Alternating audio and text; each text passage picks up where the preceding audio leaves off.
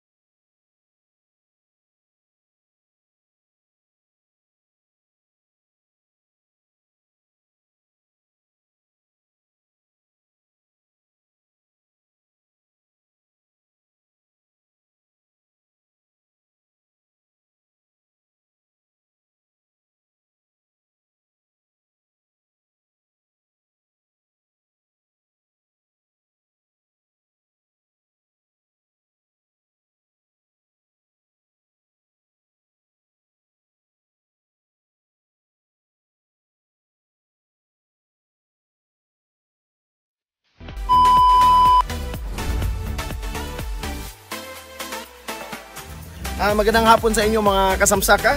Dito tayo sa gitna ng ating Ampalaya project. Yung kinuha natin kanina na mga bamboos, dito natin gagamitin. So ang ginawa namin dito is nag-abri puno ang tawag sa amin. Kung saan lang yung puno, yan lang yung gagapasin natin. Natanggalan natin ng damo, nahahayaan natin na dumami ang dahon ng ating ampalaya. Then later on, gagamit na tayo ng ating grass mower para naman makatipid tayo sa ating tao. Isang tip ko lang guys na maaring ibigay sa inyo, maraming mga technologies ngayon na lumalabas, especially yung paggamit ng plastic mulch, paggamit natin ng mga grass cutters, yung tractors, ma-maximize natin yun. Kasi mag-i-invest tayo ngayon pero long term yung savings natin. Di kagaya nung kukuha tayo ng tagagapas ng ating mga damo, halos kasi every week kumukuha tayo ng tao para gapasin ating damo. Lumalaki ang aking expenses sa pagkuha ko ng mga naggagapas ng mga damo. So importante na pag naggugulayan tayo, gamitin natin yung mga technologies na kung saan tayo makakatipid. Do medyo mabigat sa una, pero kalauna naman ay kikita tayo.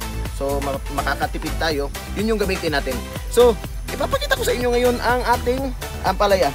This is a 3-week-old ampalaya. Ayan, from bagging, ayan, nag-bagging kami, and then tinanim namin ito 2 weeks ago. So eto na yung itsura niya. So paakyat na siya dito. So maraming salamat din sa ating mga ka-farmers din natin o mga kasamsaka natin sa YouTube na nagbibigay ng mga tips. Malaking tulong talaga sa akin, malaking tulong talaga sa amin na meron tayong nakikitang mga videos tungkol sa agrikultura at patungkol sa pagtatanim. And then isa dito ay ang pagtatanim ng ampalaya. So ngayon nakakatulong sa akin kasi doon ako nagre-research talaga kung ano yung ginagamit nila, mga pamamaraan, kung paano natin palakihin at padamihin ang ating ampalaya. So sa ngayon, last 3 days ago, ito nilagyan na namin ito ng string. This one, yung may video ako nito na ipapakita sa inyo na naglagay ng string si kasamsakan Jason. Ito yung gagawin nating kapitan nila. So dito kakapit ang ating vine ng ating ampalaya papunta dito. So hindi pa natin nakikita, wala pang bantings dito, pero may sukat ito na 1 foot ang distansya nila. Lalagyan natin ito ng tali, ng twine, para doon kakapit talaga at dito na tayo mamimitas.